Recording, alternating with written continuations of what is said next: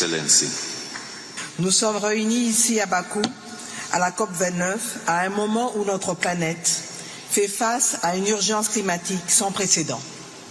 Nous constatons tous que le changement climatique s'accélère, compromettant nos projections et notre capacité d'adaptation.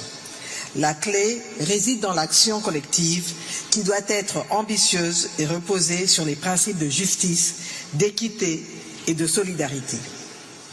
Mon pays, la République démocratique du Congo, premier poumon du monde, a le profil de pays solution.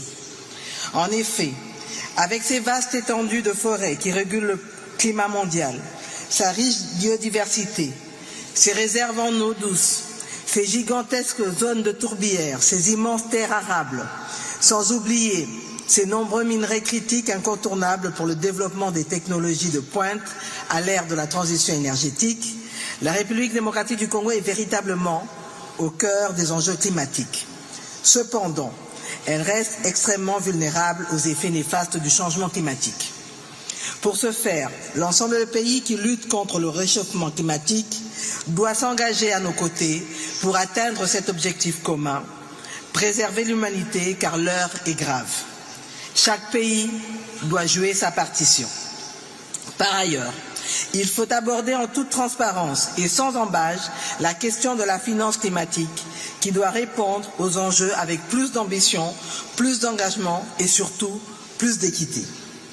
Face à la crise climatique, notre gouvernement a élaboré un plan national d'adaptation qui doit bénéficier des financements importants afin de répondre à nos besoins. Il est urgent d'assouplir les modalités d'accès et d'accélérer l'opérationnalisation du fonds de réponse aux pertes et préjudices.